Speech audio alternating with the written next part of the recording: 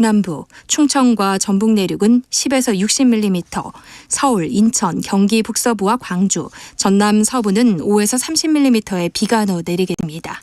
서울지방 현재 기온은 27.4도입니다. 전주리였습니다. KBS.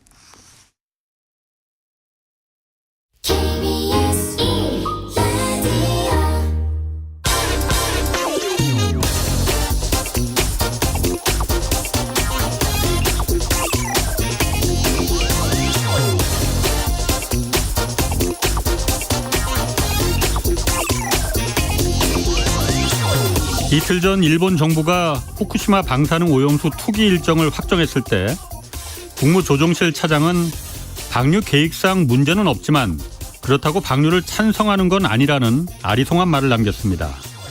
이 중요한 문제에 대한 우리 정부의 공식 입장 발표를 대통령도 국무총리도 또 장관도 아니고 일개 차관급에게 넘기냐는 비난이 이렇습니다. 오늘 방류가 시작된 뒤에서야 국무총리가 나서서 국제원자력기구에서 안전하다고 하니 걱정할 필요 없다라고 발표했습니다. 수해 현장에서 휘하 장병들이 구명조끼도 없이 불어난 강물에 들어간 이 카톡 사진을 보고 훌륭하게 공보활동이 이루어졌다 이렇게 칭찬했던 해병 사단장은 이 청년 해병이 숨지자 사고 부대가 물에 들어간 것이 문제였다라고 진술했습니다. 결국 당초 수사 결과와 달리 사단장은 과실치사 혐의에서 빠졌고 일선 대대장 2명만 책임을 뒤집어 썼습니다. 국제적인 망신을 당한 잼버리 대회는 현직 장관이 3명이나 공동으로 조직위원장 자리를 차지하고 있었지만 아직까지 어느 누구도 책임지겠다는 이가 없습니다.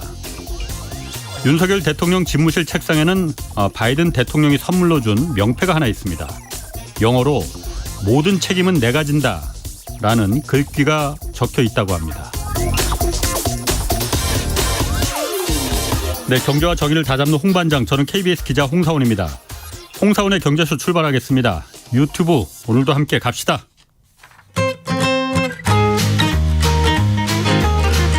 경제의 눈으로 세계 정세를 읽어드리는 최고의 전문가. 어바인대학 안유화 교수의 재미있고 유익한 지식의 향연. 1초도 놓치지 마세요. 네, 중국 경제가 진짜 위기냐 아니냐 이 분석이 지금 정반대로 갈리고 있습니다. 여러분들이 좋아하시는 그분과 오늘 자세히 좀 분석해 보겠습니다. 바로 그분 안유화 교수 나오셨습니다. 안녕하세요. 네, 안녕하세요. 그 1위 부동산 개발 회사잖아요. 비구이안. 네. 여기 뭐 그렇게 큰 금액은 아니지만은 1차 부도를 냈어요. 네. 이게 지금 중국발 리먼 사태가 올 거다. 아니다. 네. 지금 중국 정부의 의도대로 이 부동산 거품을 빼고 있는 중이다. 네. 디레버리징 중이다. 네. 이런 분석이 지금 갈리고 있는데 네. 어떻게 보십니까? 여기서 많이 다뤘죠, 이미. 한 전문가. 2번 다뤘어요. 그러면 주장이 어느 쪽인가요? 그러니까 네. 제가 이제 보는 눈이 좀 생겼잖아요. 예. 오케이. 제가 보기에는 네. 처음에는 저도 야 네. 중국 부동산 문제가 드디어 터지는구나 했는데 이게 헝다가 1년 반 전에 터졌었잖아요. 그다음에 뭐 완다에서 순차적으로 조금씩 부동산 개발 회사들이 자꾸 네. 무너지잖아요. 네. 부동산 회사들만. 네. 그래서 야 이게 중국 부동산이 문제라서 중국 정부가 공동부유한다고 했는데 네. 그걸 지금 실행하고 있는 거 아닌가라고 저는 봤거든요. 네. 보여지거든요. 결과로 네. 봤을 때. 네. 제가 맞는 것 같아. 전문가의 의견이 뭔가를 물어봤는데 제가 네. 제 책이 나왔는데 안 읽으셨죠, 제 책을? 더 풀로? 네, 거기에 이거 전문 다뤘어요. 그래요? 특히 이 질문. 서점에 나왔어요 벌써? 저한테 관심이 없으니까 참 문제입니다. 자, 지금부터 말씀드릴게요. 네. 이게 그때도 여기서 막 열정스럽게 막 그 논리를 설명하느라 땀을 뻘뻘 뺐는데 일단은 여러 가지 측면으로 봐야 돼요. 그러니까 중국이 왜 부동산이 주도 산업이 됐는지 그때 제가 여기서 도시화하고 하셨어. 해외 수출 그때 쌍순하는 도시화 확대와 해외 수출도 이게 중국 경제의 쌍순환 모델이었어요. 예. 중국이 지금도 쌍순환 얘기하잖아요. 예. 내부 순환과 그리고 기술 수출형 국가로 간다. 지금의 쌍순환이고. 근데 90년대 중반부터 생산 과잉 문제가 터지면서 그걸 해결하는 방안으로 도시화 확대와 수출 주도형 경제. 그래서 2001년에 WTO에 들어가면서 중국이 점진적으로 세계 공장으로 성장했죠. 그렇죠. 예. 근데 그중에 중국 국내 순환에서 그때 가장 큰 역할을 한 게 도시화였고 도시화란 건 결국은 농촌 사람들이 이 도시화 생활을 하게 하는 거잖아요. 그래서 농민공. 예, 그래서 도시화 생활 뜻은 뭐냐면 쉬운 말로 하면 갱공업 제품들을 다 사서 쓴다라는 얘기예요. 그러니까 처음에 갱공업. 근데 그러니까 도시를 개발해야 되니까 땅 파고 그러니까 굴삭기 필요하면서 중공업도 발전하게 되는 거죠. 예. 그러니까 중국 경제가 갱공업, 중공업 이러면서 도시화의 확장에 입어서 중국도 이제는 급속하게 성장하게 됩니다. 그런데 그게 98년 부동산 시장 개방에서부터 민간의 개방에서부터 지금까지 정확하게는 사실 2008년 금융위기 터지면서 그때 이미 중국말로 탱화바 이미 다 천정에 다다를 정도로 이게 부동산이 엄청 올라갔는데 금융위기가 터지면서 돈을 미국에서 3번 풀었잖아요. 근데 중국이 또 4조 위안 풀면서 같이 돈 풀면서 이게 돈이 시장에 엄청 흘러나오는데 그 돈들이 또 부동산 다 가면서 다시 부동산 상승하기 시작합니다. 그래서 중국이 2001년에 팍 상승했고 그다음에 2006년 그다음에 2008년 지나서 2010년 또 한 번 상승하고 그다음에 2015년에 또 상승하고 그리고 2018년에 세계 데드라인 그러니까 레드라인 홍시에 시진핑이 정부가 그때 당시에 지금 부동산이 계속 이렇게 가면 안 된대서 세계의 레드라인을 만들면서 조정에 들어갔죠. 사실 이제 부동산 거품 빼야 된다. 부동산이 거품이라는 개념은 뭐냐면 우리가 보통 PIR 비율로 보잖아요. 근데 선진국은 보통 PIR 그러니까 인컴 대비 주택 가격 비율을 말하잖아요. 소득 대비 주택 가격. 예, 그래서 소득을 다 저축했을 때 집을 사는 가격하고 비율을 보는 건데 중국은 대도시 일선 도시가 막 46년을 써야 내가 번 돈을 한 푼도 안 쓰고. 근데 보통 선진국은 7에서 8이거든요. 한국이 한 18 정도 된다고. 근데 한국도 높은 편이에요. 그래서 보통 10이 넘어가면 굉장히 높다고 말해요. 그러니까 중국 사람들은 사실은 부동산이 엄청난 이 비싼 속에서 그동안 살아왔고 전체 중국 시장의 부동산 시가총액이 60조 달러. 중국은 지금 GDP가 한 18조, 17조 달러 돼요. 근데 부동산 시가총액이 60조 달러라고요. 예. 근데 미국하고 비교하면 미국은 GDP가 한 24, 25조 달러인데 부동산 시가총 30조 달러 안 되거든요. 한국은 제가 구체적으로 데이터가 없어서 그래서 미국하고 비교하면 벌써 중국이 부동산이 어마어마하게 가격이 비싸다는 걸 알 수 있고. 거품이 많이 쪘다는 거잖아요. 그래서 상해만 봐도 뭐 제가 특정 기업 언급은 안 하겠는데 그 기업이 이미 상해에 들어가서 한국 기업이에 들어가서 한 10배를 벌었어요. 나올 때, 팔 때. 근데 팔고 또 10배 올라갔어요. 그러니까 어느 만큼 이게 올라갔는지를 알잖아요. 그래서 그 정도로 부동산 이게 가격 상승이 굉장히 올라가면서 중국에서 불패 신화로 알려지면서 뭐 중국의 따마 아줌마들 그리고 중국의 모든 산업의 기업들이 자기 산업보다도 오히려 부동산을 다 하는 이 경우가 되면서 점점 더 크게 부동산이 중국 경제에서 중추적 역할을 하고 옛날에 일본이 그랬고 오늘날에 한국이 그랬고 지금 중국이 그렇군요. 그래서 지금 그래서 계산이 나왔잖아요. 지금 뭐 정확한 통계는 제가 가서 하나하나 조사한 게 아니기 때문에 그냥 이렇게 나온 자료를만 보면 뭐 지금 1억 3천만 채 남았다 이런 자료 나오잖아요. 그게 만약에 그게 빈집이 빈집에 다 지었는데 지금 분양이 안 된 집 그러면 매년 이 분양하는 수로 하면 그게 소화하려면 한 10년이 걸려요. 10년 다 분양이 안 된 건 아니고 분양은 됐는데 여러 채를 받아서 한 3, 4채 안 사는 집이 그리고 지금 그게 그거거든요. 그러니까 이게 왜 그렇게 사냐면 그걸 원래 정상적인 논리면 그걸 있잖아요. 사고 임대를 줘야 되거든요. 그러니까 필요 없이 그냥 갖고 있다는 거죠. 그 말은 필요 없는 걸 샀다라는 거는 이게 실제로 분양했을 때는 그거 소화하려면 10년이 걸린다라는 거예요. 그러면 중국 경제 성장은 미래 10년을 땡겨 쓴 거죠. 10년 발전을 땡겨서 지금 다 갖고 왔다. 그러면 앞으로는 갚을 일만 남은 거예요. 쉽게 말하면 이제는 갚을 일만 남았어요. 네. 왜 갚을 일만 남았냐. 개발사 시행자도 은행에서 대출해서 집을 jes을 거고 네. 그리고 그렇지. 사는 사람도 보통 주택담보대출을 10년 20년 받잖아요. 예. 그러니까 사는 사람도 대출을 받아서 샀을 거고 그러면 이제는 다 부채를 이렇게 해서 부동산은 금융에 속합니다. 부동산은 우리가 보통 금융으로 보는 이유가 양쪽에서 다 대출을 일으키는 그렇죠. 거예요. 예, 그러니까 예. 그걸 지금 10년 쓸 거 다 쟀다는 거 아니에요. 예. 그러면 무슨 뜻이냐. 앞으로 10년 동안 갚을 일만 남았다라는 거예요. 왜 둘 다 부채를 그렇지. 그게 아닌 게 아니라 중국 정부에서 지금 지수율 인하하고 금리 인하하는데 그 돈들이 다 지방 정부가 부채를 갚는데 이자로 갚는 데 쓰이고 네. 개인이 또 대출을 갚는 데 쓰이고 이렇게 다 그냥 옛날 빚을 갚는 데만 쓰이고 그게 생산성 있는 데를 안 가는 거죠. 그래서 그게 그렇게 쭉 오다가 설상가상으로 코로나가 터져버렸죠. 또 이게 설상가상으로. 예. 그러니까 코로나는 뭐 사람들 집안에만 있었잖아요. 못 움직이고 부동산은 다니면서 봐야 되고 또 경기가 잘 돼야 또 집을 사고 이러는데 그래서 소비도 줄어들고 이래서 이게 엎친 데 덮친 격으로 경제가 다운이 되고 소비도 예. 줄어들고 하면서 당연히 부동산이 중국 사람들이 자산 중에 77%를 차지해요. 예. 부동산이. 중국 사람들이 자산의 77%가 부동산으로 돼 있어요. 그러니까 이게 지금 색다운이 오면서 부동산 가격 하락은 중국 사람들이 소득 수준 하락, 중산층이 무너진다는 뜻이하고 똑같아요. 예. 그러니까 당연히 소비도 줄어들 거고 예. 당연히 기업들은 부동산에 다 투자해 와서 어느 딱 세 개 산업체가 말하는 것처럼 전력, 전기, 전자, 자동차 요것들이 부동산에 투자를 안 했고 대부분 다 부동산에 투자를 했어요.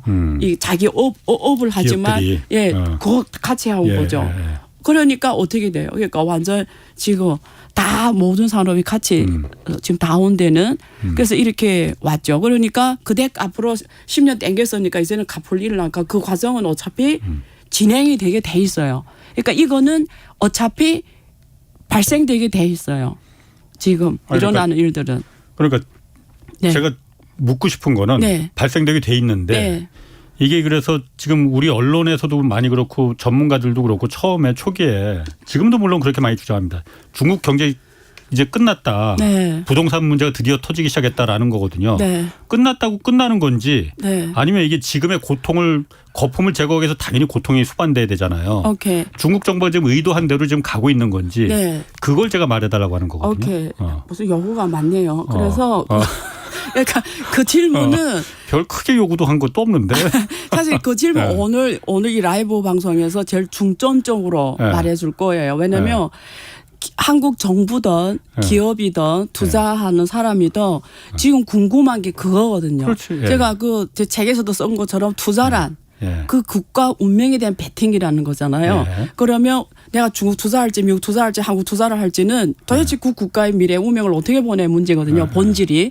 자 그러면 혹자는 그 질문을 이렇게 제가 이해해도 돼요. 혹자는 끝났다라는 얘기가 어떻게 보면 1번처럼 예. 잃어버린 뭐 30년 뭐 그렇게 된다라는 얘기인 거잖아요. 이 결국은 금융으로 옮겨붙고 그래서 예. 중국 경제가 금융위기가 와서 예.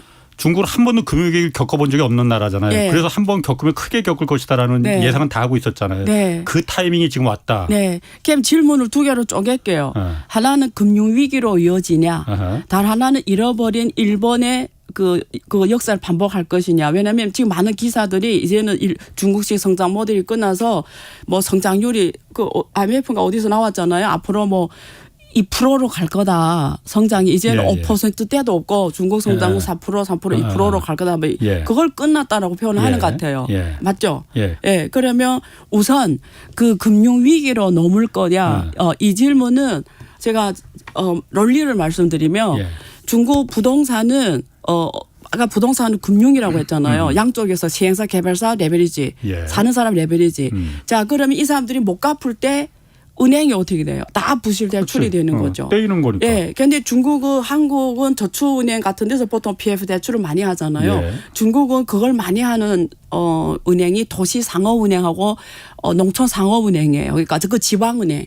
한국 말하면 부사은행, 광주은행 그런 뜻이에요. 예. 그런 데서 그 지방에 왜냐면 거기 은행장이 주로 거기 뭐 당서기 성자 이런 데하고 친하니까 현지 금융은 거기서 해준단 네. 말이에요. 그러면 거기에 대부분 두 가지 부채로 이자로 대출로 나가요. 하나는 지방 도시 플랫폼 공사. 그건 네. 지방 정부가 인프라를 투자할 때 은행에서도 지방 플랫폼 공사로 돈을 빌려가고 그게 지방 정부 채무가 되고 다른 하나는 이 부동산 기업들이 시행사 개발사 기업 개인 주택 담보 대출 이렇게 해서 은행과 대출을 해요.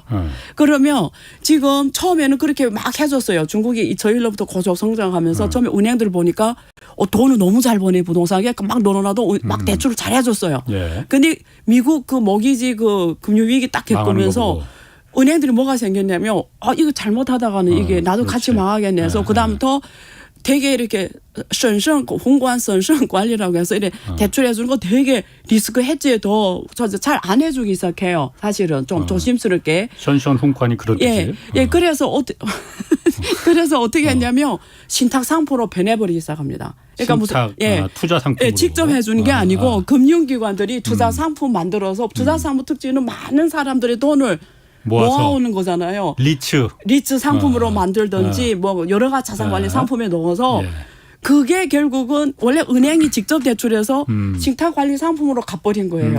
그래서 걔네들이 주로 그게 금융 역할을 파이낸싱 해준 역할을 한 거죠. 근데 지금까지 그러니까 2019년에서까지 2018년에서까지 부동산이 계속 잘 되니까 이 신탁 사람들이 평균 8%에서 10% 거의 고정금리를 줬어요. 그러니까 8% 10% 투자자들한테. 네, 투자자들한테 엄청 남았네. 그러니까 그게 이렇게 거의 실패 없었어요 또. 그렇죠. 계속 올랐었으니까.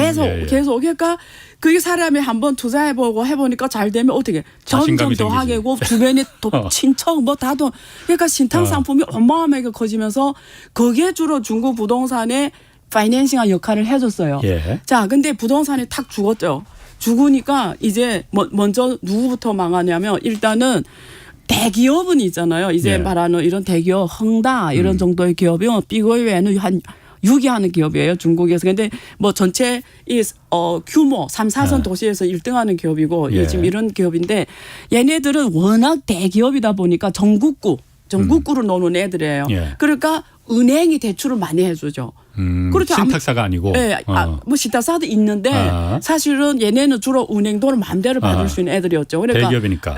은행이 많이 해줬고 그다음에 당연히 얘네 다 중국에서 말하면 이거 외에는 트리플 A 이런 정도의 기업이란 말이에요. 그러니까 그다음에는 막 신탁 사무도 막 담기 좋아하고 이러니까 양쪽에 다 파이낸싱이 된 거죠. 그러니까 얘네들이 만약에 도산한다 이러면 일단 지방 은행들이 미국의 지방 은행이 망하는 것처럼 지방 은행들이 문제가 될 거고 단지 그런 시점상의 문제는 있어요.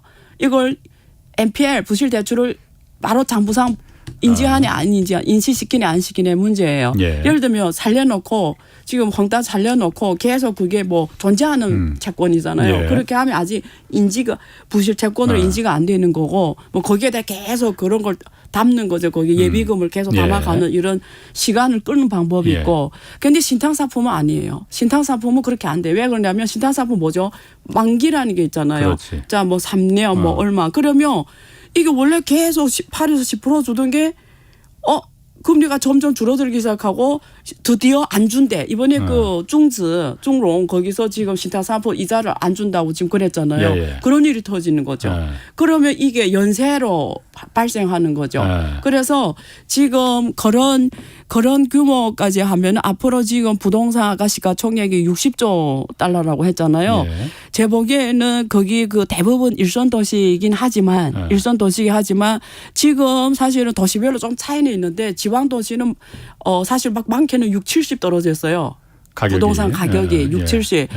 일선 도시도 여기 말하는 경기도 같은데 50%씩 떨어졌어요.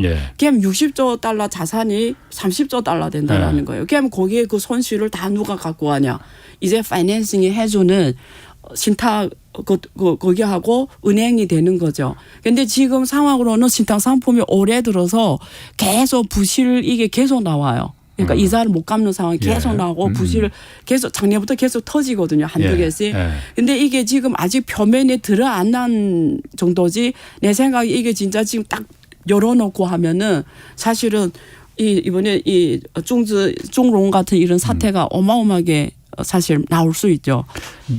중국의 금융이 미국 정도는 아니에요. 아니 그러니까 중국의 금융이 그림자 금융이 많아서 그림자 금융 주로 도시 플랫폼 공사, 지방 정부 그런 이번에 중농 그 신탁이 거기 은행이 아니고 부동산 신탁 거기도 물론 그러니까 금융권이긴 금융권이에요. 자산운용사. 여기 그러니까 살짝 번진 거잖아요.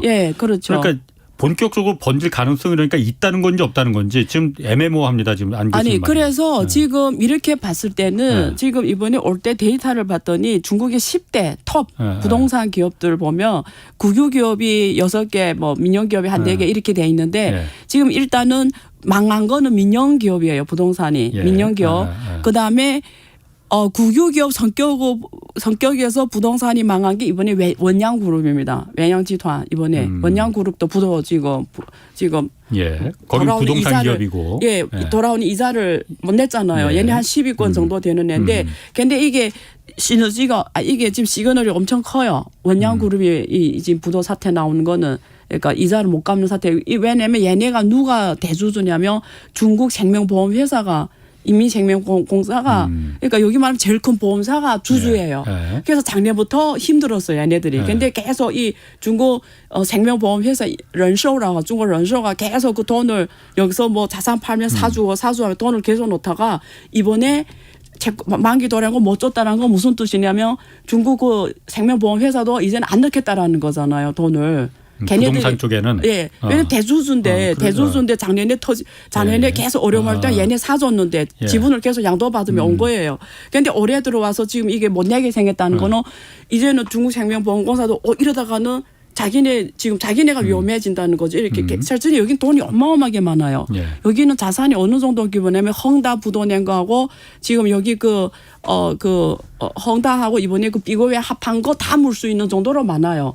그런데 얘네들 갑자기 자기가 최대 주주이면서 원양그룹의 그 만기 도래하는 거 안 받쳐준다라는 거는 이게 국유기업 성격이잖아요. 안 준다라는 거는 여기에 이렇게 조금씩 이렇게 하다가는 자기네도 그 늪에 빠지는 것처럼 그걸 자기네 어차피 이게 여기 CEO는 자기 성과를 따져야 되는 입장에서 이 조금씩 해줘야 계속 그 늪에 빠질 수 있으니까 발을 뺀 거잖아요. 막으려면 막을 수 있는데 저거를 망하게 하는 게 낫겠다. 부동산은 이제 빼야 된다 이렇게 결정을 했다 이거죠. 그거밖에 해석이 안 되는 거죠. 그래서 그거 보면 왜냐면 이게 중국 부동산에 대해서 뭐 가서 하나하나 조사해서 뭐 밑에 제일 뭐 이런 데이터를 본 게 아니기 때문에 우리는 추론을 할 수밖에 없는 거죠.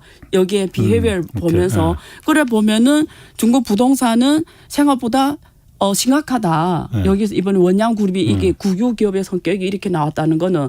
근데 그 톱10에 이제 걔네들을 빼고 헝다 뭐 비거웨 이런 애들 빼고 보면은 그 지금 생존해 있는 애들 보면은 데이터적으로는 작년 대비 작년에는 코로나가 완전 꼼짝 못할 때잖아요. 작년 대비 올해 다 매출이 늘어났더라고요. 이제 그걸 파산하는 애들 빼고는 이제 그 문제 생긴 애들 빼고는 톱10에 있는 애들이 국유기업 성격 부동산 기업이 있고 그다음에 민영 있는데 얘네들이 데이터를 봤더니 작년 대비 매출액은 늘어나더라고요. 뭐 한 20-30%씩 많게는 40% 늘어났어요. 그래서 그거 보면 두 가지 가능성이 있어요. 그러니까 시장이 재편되는 거죠.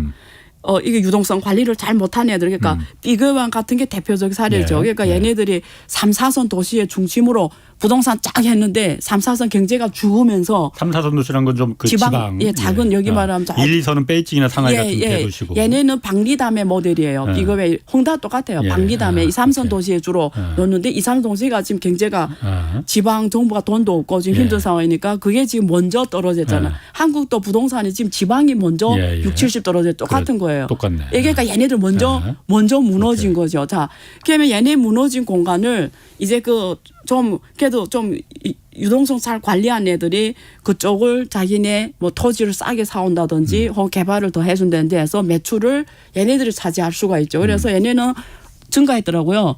그래서 아마 이렇게 얘네들이 내놓는 시장을 오히려 이 생존하는 기업에 더 매물이 가면서 걔네는 좀 더 시장을 판을 키울 수도 있는 부분이 있죠. 그런데 여기서 제 퀘스천이 있어요. 왜냐하면 지금 부동산이 전체적인 투자나 개발이나 판매 다 엄청 줄어들고 있어요. 근데 얘네들이 증가했다? 매출이 증가했다? 그럼 이게 어떤 경우일까?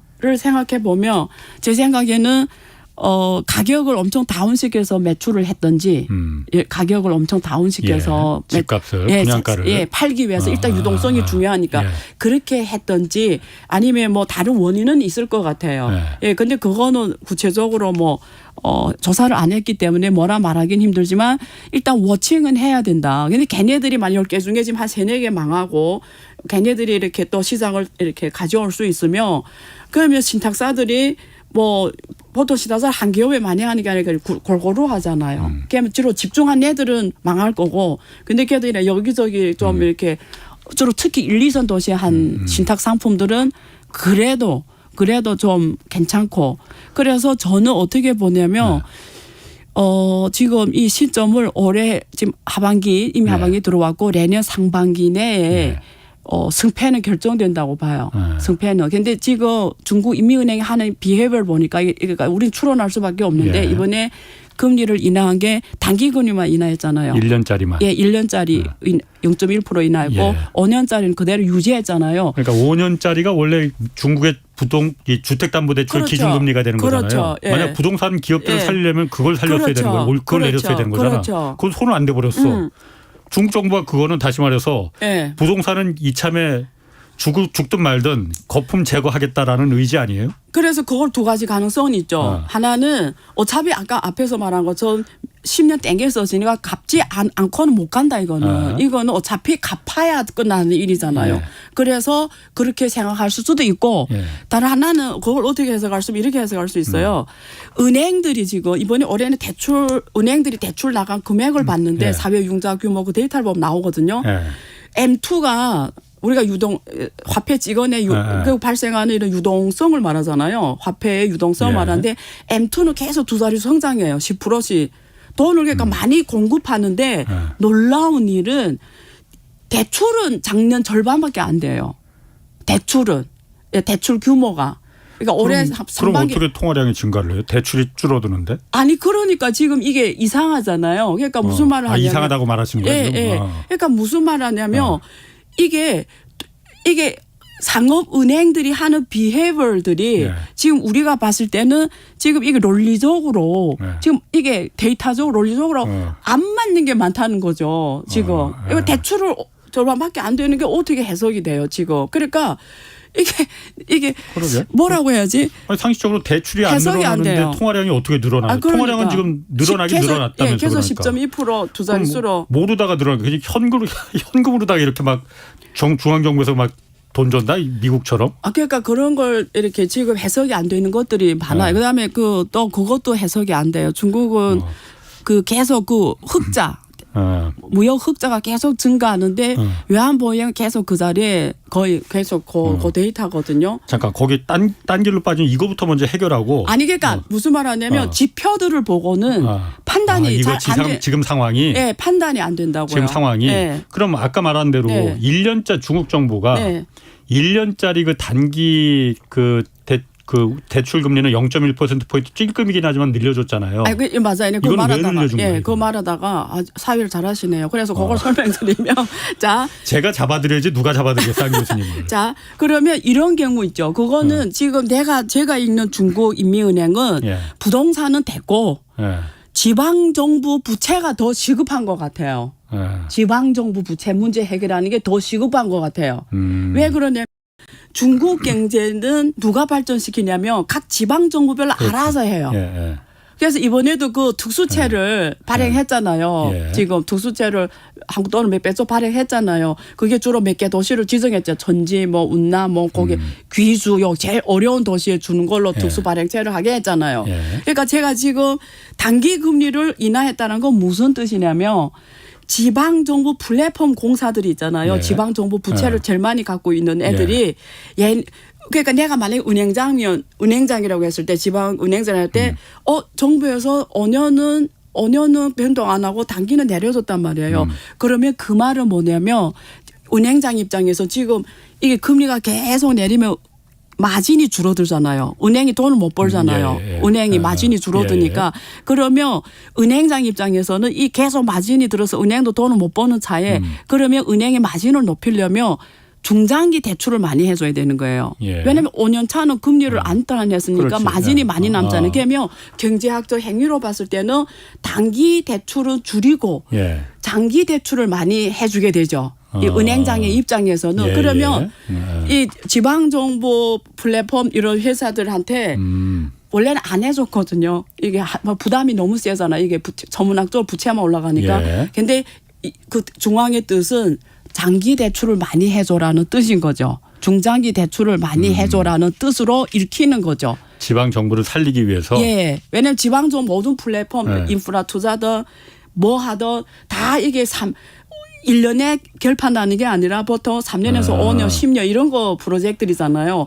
그런데 만약에 단기 대출을 이렇게 중장기를 내리면 이게 은행의 비해별에서 그게 차별을 주는 거죠. 그래서 될수록이면 중장기 대출을 해줘라. 그러니까 은행들이 그동안 말을 잘 안 들었거든요. 사실은. 그러면 지금 안 교수님이 설명하시는 게 저는 안 교수님하고 여러 번 이제 대화를 하다 보니까 이해가 됐는데 이해를 못 하시는 분도 있을 것 같아요. 제가 잠깐 정리를 하면 제가 말이 맞는 건지 한번 좀 봐주세요. 네. 지방정부가 지금 부채가 워낙 높은데 네. 부동산은 지금 이참에 잡아야 된다. 네. 중앙정부가 맞아요. 생각을 해서 맞아요. 자 그러면 지방정부 내가 너희들을 살려줄 테니 네. 대신 이거로다가 그러면 너희들이 지금 유동성을 그 좀 확보를 해라. 네. 대신 부동산 기업들은 네. 알아서 살아남든 네. 죽든 알아서 해. 네. 중앙정부는 이참에 네. 부동산 이거 공동부유도 하기로 했으니까는 네. 이참에 이거 좀 네. 어느 정도 거품이 지금 고통스럽다도 빠져야 돼. 네. 이런 의도라 이거죠. 그러니까 지방정부를 지방정부의 유동성을 지금 공급해주기 위해서. 네, 뭐 부채 그 부동산에 대해서 뭐 그 정도로 생각하는지는 모르겠는데 확실히 확실한 거는 업무의 순서가 예. 문제 해결이 순서가 지방정부 채무가 우선이라는 거예요. 제 말씀은.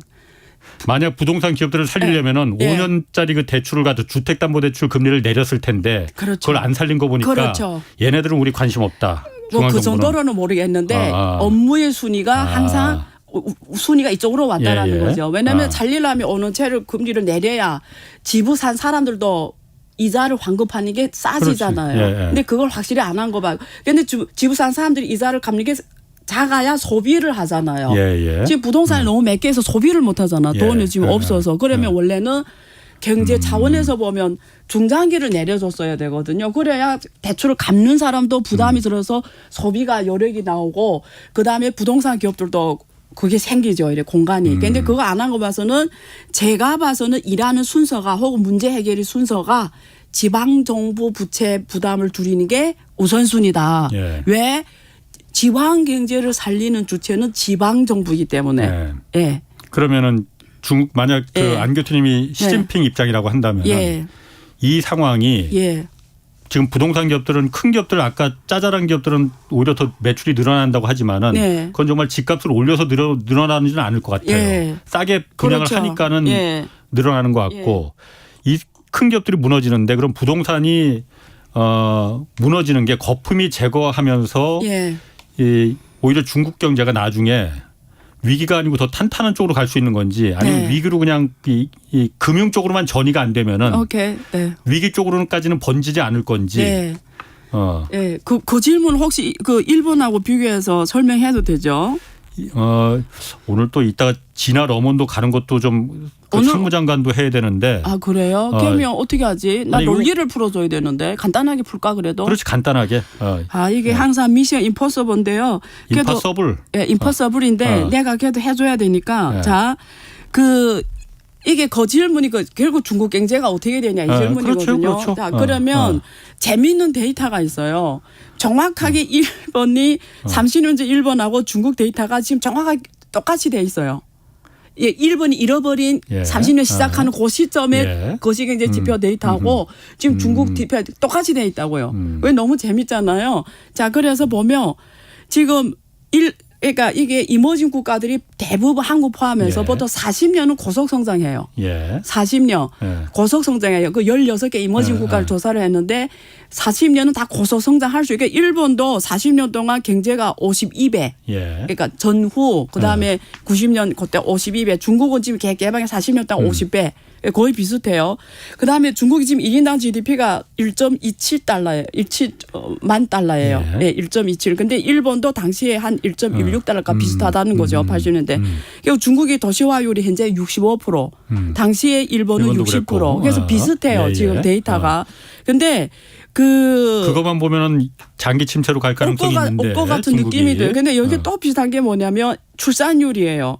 일본도 그때 그렇지. 예, 줄어들기 시작했지. 예, 이게 아기를 안 낳기 시작했어요. 근데 중국도 지금 출생률이 1.17로 비슷해요. 안 돼서 제일 아기를 안 낳는 마지막 5번째 국가.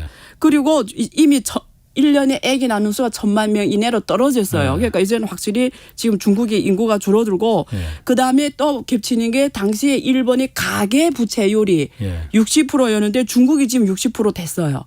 근데 보통 국제 기준으로 보면 가계 부채율이 60% 이상 이미 높은 거예요. 그 말은 가계가 예를 들면 중국 부동산을 새로 분양했는데 보통 부동산 살려면 레버리지 이렇게 해서 사잖아요. 그 공간이 없다라는 얘기예요.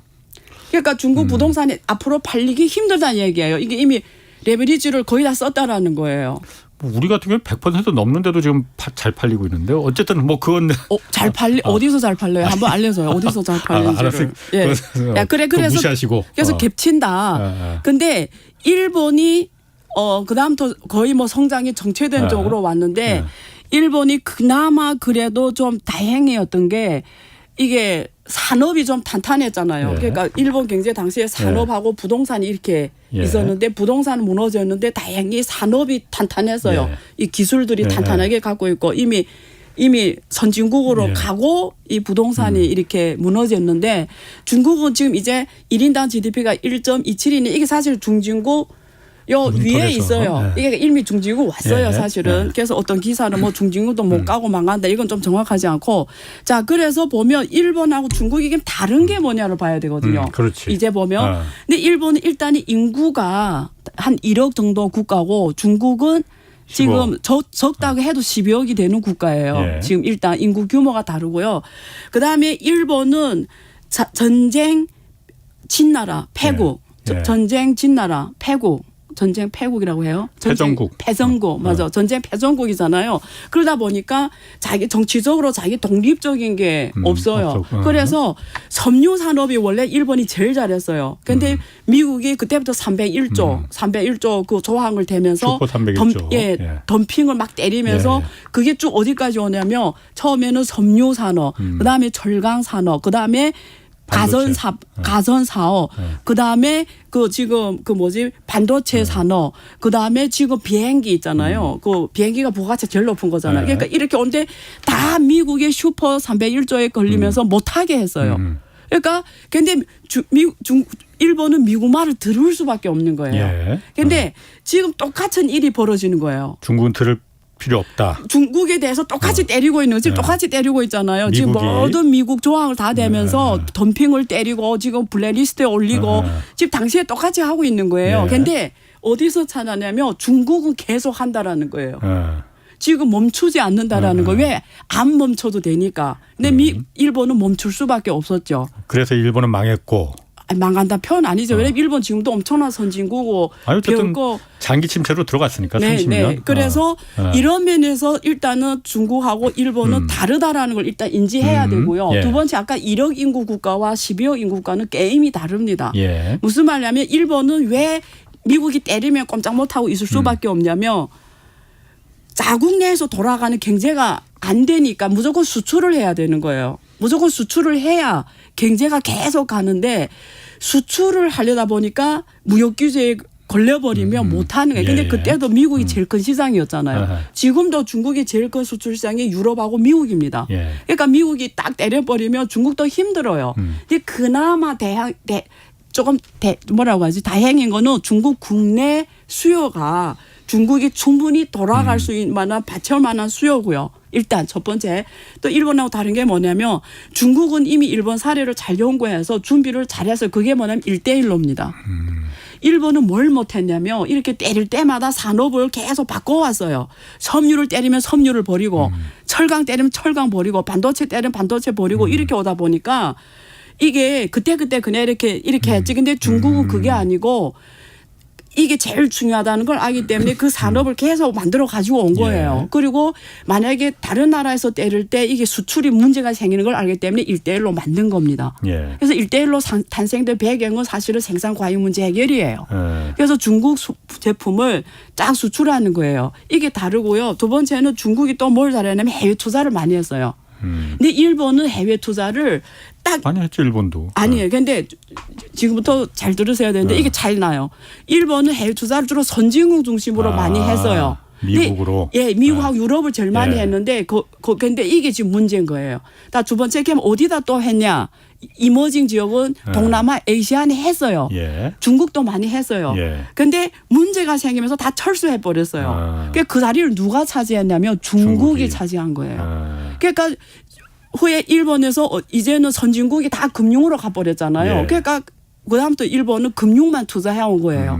이게 차이가 납니다. 그래서 중국은 이런 면에서 큰 판을 보고 잘 만들어 오긴 했어요. 그래서 중국 투자가 어떻게 특징이냐면 1대1을 통해서 생산과의 문제 해결하고 두 번째 어디다 주로 투자했냐면 일본하고 딱 반대입니다. 당연히 유럽하고 미국에 많이 투자했어요. 근데 그것만 한 게 아니라 아프리카, 예. 저기 중동, 저기 아시아 다 했어요. 자원을 확보해 놓는 거예요. 그렇지. 예. 예. 근데 사실은 그게 지금 보물이 되고 있고. 예. 그래서 그래서 내 보기에는 만약에 일본의 길을 간다면 오히려 리스크가 제일 높은 게 한국이에요. 한국, 일본하고 정말 비슷해요. 주로 선진국에만 투자하거든요. 예. 예. 이런 뭐 아프리카 이런 투자에 못 해요. 그걸 이렇게 할 수 있는 리서치와 준비와 마인드가 안 돼 있거든요. 일본, 중국이 네. 그러니까 지금 오늘 이거 이제 좀 있으면 끝내야 돼 이거는. 그 중국이 네. 일본의 길을 걷지 않으려면은 걸을지 안 걸을지 지금 내년 상반기 가봐야지 좀 결판이 날 거라는 거잖아요. 네. 그러면은 그 당시 일본은 미국한테 그렇게 한 방 맞고 예. 그리고 이 부동산 거품이 확 꺼지면서 네. 무제한 양적 완화 초저금리로다가 네. 정책을 틀었잖아요. 예. 그래서 그게 결국은 예. 발목을 잡아서 30년 동안 장기 침체로 가버린 거잖아요. 네. 중국은 어떤 정책을 그럼 지금 해야만이 일본의 길을 걷지 않습니까? 그 질문 잘하셨는데요. 네. 그래서 중국 정부가 다 알아요. 네. 중국 경제의 문제점을. 그래서 부동산은 앞으로 10년 땡겨 썼기 때문에 갖고 나가야 돼요. 그런데 그걸 중국말로 이 시간 황空间 그러니까 시간으로 네. 공간을 만들어내면서 경착륙이 아니라 연착륙을 하려고 해요. 예. 근데 그게 먹히냐가 언제 보이냐면 하반기하고 내년 상반기에 보여요. 이게 왜냐하면 정부가 원해서 그렇게 된다는 건 아니에요. 근데 내 지금 봐서는 조금 위태위태해요. 근데 그 사이에 중정부 원하는 건 뭐냐면 이 부동산은 어차피 갚아야 되는 문제니까 하고 자 요럴 때 첨단 산업, 네. 미래 산업을 예. 좀 주요 산업으로 와서 좀 대표 선수를 제태하자. 여기 부동산에서 그쪽으로 가자. 돈이 좀 저쪽으로 다 가게 해서 그렇게. 걔네들이 들어와서 그래서 이번에 긍정적인 게 뭐냐면 자동차도 엄청나게 밸류체인이 넓은 거예요. 예. 이게 견인할 수 있는 GDP가 높은 산업이 자동차가 예. 이미 일본 대체해서 1위가 예. 됐잖아요. 예. 그리고 중국이 친환경을 어마어마하게 합니다. 근데 이게 친환경이 결국은 첨단 기술이에요. 그래서 배터리라든지 뭐 지금 태양광의 거의 세계에서 70% 다 중국이 하잖아요. 그러니까 부동산의 문제를 혁신으로 커버하겠다 이 얘기라 이거죠? 그게 전략인데 먹히냐를 봐야죠. 그러게요. 그거 참 흥미진진합니다. 진화 러몬도 장관이 예. 그 27일 날 오늘 일요일 날 중국 방문하잖아요. 상무부 장관이잖아요. 중국이 제일 지금 원하는 여태까지 국무장관 뭐 재무장관 왔다 갔지만은 제일 원하는 건 상무장관이었을 것 같은데 네. 그런데 이번 일요일 날 가잖아요. 네. 지난주에 한미일 정상회의 하면서 네. 안보뿐만이 아니라 경제적으로도 이제 중국 우리 상대는 중국이다 적시하고 다 이제 거기서 악수했잖아요. 네. 근데 미국 상무장관이 중국을 방문하는 게 네. 또 약간 좀 느낌이 싸합니다. 좀 약간 배신감도 좀 들고. 네. 왜 가는 겁니까? 뭡니까 이거는? 그 대본에 질문 없는 거 막 물어보시고 하는데. 그 그 질문 없으니까 그 대본 자꾸 보셔도 소용 없어. 아니 그러니까 왜 물어보지 막 이런 하는데 그 일단은. 네. 이번에 그 상무부 장관이 갈 때 분위기랑 지난번에 뭐 블링컨 그 세 명이 갈 때 분위기는 좀 달라요. 네. 그때 블링컨이 갈 때는 이게 양국 협의에 의해서 예. 지금 블링컨이 뭐 온다 뭐 이런 표현을 썼으면 이번에 상무부 부장이 올라는 중국 상무부 부장의 요청에 의해서 온다 이 표현을 썼어요. 이거는 차이가 있어요.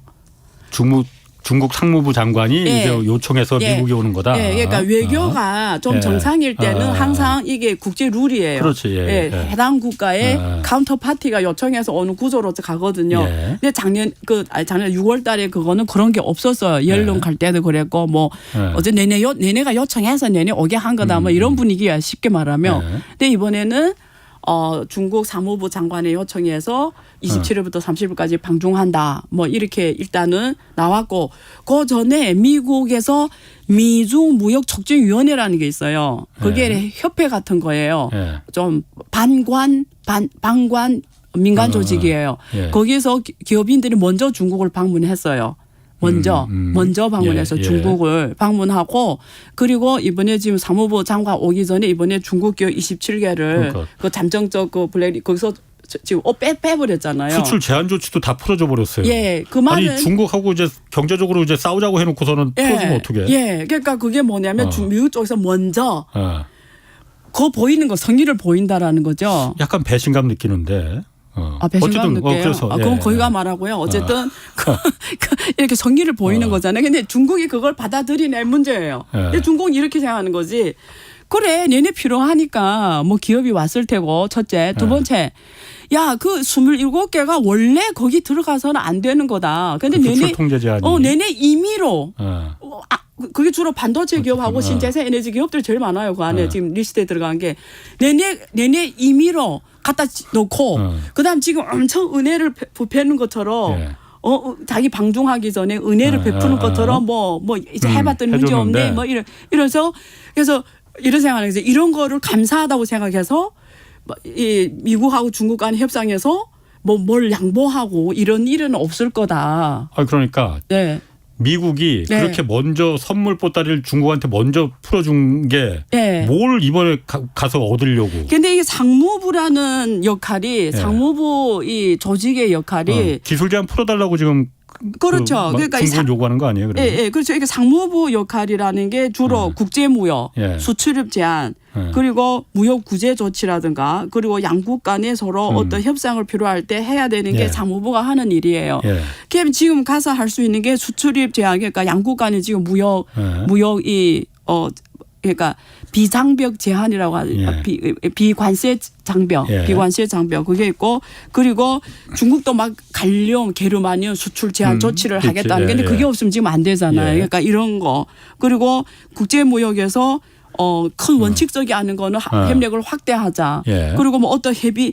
근데 그건 있어. 지난번에 블링컨 왔다 가고 옐런 받아 가고 그다음에 그 키신저 왔다 케리 왔다 이럴 때 그 전에 이 중국 시진핑 주석하고 그 바이든 대통령 간에 이제 워킹 그룹을 만들자. 양국 간에 너무 이게 상황이 악화되는 걸 방지하기 위해서 팀, 우리 말하면 TF를 만들자. TF, 그래서 이런 것들이 TF 차원에서 이루어지는 거예요. 각 부처별로 지금 이렇게 얘기 나누는 거잖아요. 그러니까 국방부 빼고는 지금 다 이렇게 얘기를 하는 거예요. 그래서 그 워킹 그룹 차원에서 지금 계속 이게 협상을 강화하는 거죠. 서로 간에 불필요한 마찰은 하지 말자. 싸울 때는 지금 잘해보자고 하는 건 또 뭐예요, 그러면? 그렇죠. 그러니까 그다음에 미국 입장에서 이 문제를 풀면 이런 일은 있겠죠.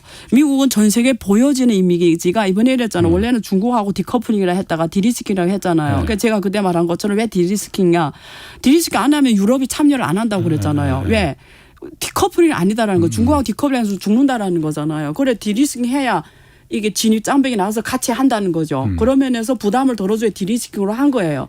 그래서 이런 미국 쪽의 이런 조치는 전 세계에 주는 메시지는 뭐냐면 우리는 이렇게 책임지는 대국이다. 이런 문제 해결에서도 이렇게 적극적으로 나서서 문제도 해결하고 두 번째 내년 대선이 있잖아요. 대선이니까 차이나 리스크를 관리를 해줘야 되잖아요. 그런 차원에서 막 더 강하게 하고 이러면 이게 너무 극한으로 가버리면 미국 기업인들이 지금 엄청나게 반발한대요. 미국 기업인들이 지금 반도체 기업도 그렇고 이게 지금 AI 기업들 엄청나게 반발한대 정부에. 그래서 이 관리를 해줘야 되는 거죠. 그다음에 또 너무 극한으로 가는 걸 또 방지를 해야 되고요.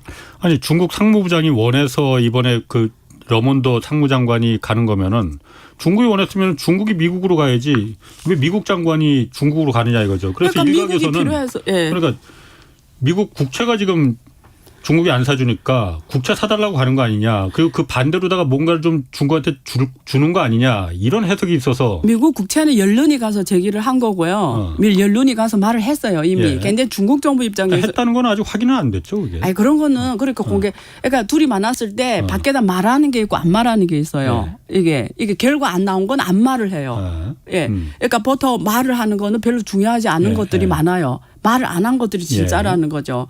그래서 근데 중국 정부 비해배를 보면은 미국 국채를 계속 줄이는 거죠. 예. 예, 계속 줄이고 금을 오히려 지금 더 확대하고. 근데 이 방향은 변하지 않을 거예요. 20초 남았어요.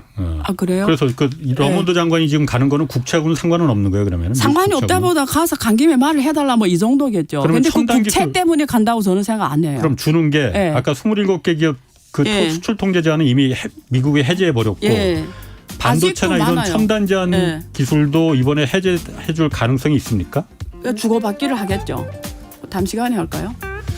아, 그걸 차라리 먼저 중국 부동산보다 이게 더 재밌는데 이거 먼저 할 걸 그랬네 그러면은. 다음에 하면 되죠. 알겠습니다. 네. 안유아 어바인대 교수였습니다. 고맙습니다. 지금까지 경제와 정의를 다잡는 홍반장 홍사원의 경제쇼였습니다.